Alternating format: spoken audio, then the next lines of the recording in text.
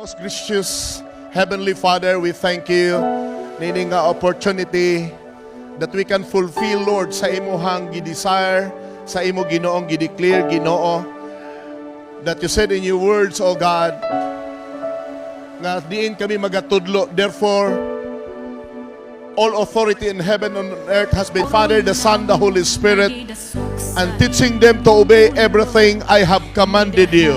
And surely I am with you always to the very end of the age. This morning, you are here with us according to your word. And we thank you for your Holy Spirit, the Spirit of our Lord Jesus Christ, nga naga-orchestrate sa strong conviction and desire that your people will be baptized today. And dalaygon ka, O Dios, sa imong pagabuhaton. Be with us. Let your presence right now, as I invite your holy presence, as the Lord immerse themselves to water. In Jesus. Most gracious Lord, as we come before your throne room of grace, we fulfill, Lord, sa imong instruction, according to your word, O God, that your people will be, Lord, will be taught, Lord God, about the scripture, teaching them to obey everything I have commanded you to obey, and surely I am with you always to the very end of the age. Today, Lord, we offer them unto your hands, O God. Among i-offer, Ginoo, ang imong mga anak, and salamat og dalaygon ka as I apply your blood, the blood that redeem us from the curse of the law. Continue, Ginoo, to keep them from any harm. Continue, Lord, nga diin magaguide kanila sa ilang mga undertaking, sa ilang, Ginoo, pagbalik, Ginoo, in the secular world. I pray for strength and for power, O God, nga diin they can resist any form of temptation. Continue, Lord, to keep them from any harm. Continue, Ginoo, nga diin ikaw magahari sa ilang mga kinabuhi.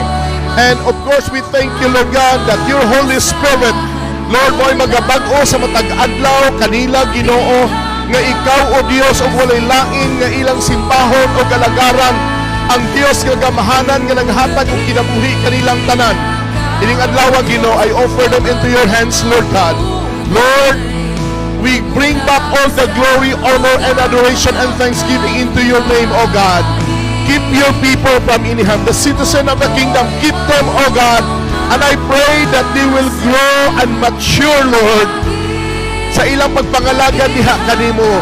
Mugunit sila kanimo in tough times, sa panahon sa shopping, imo pagalingonon, panahon sa mga tests and trials, lingonon nimo sila, Ginoo.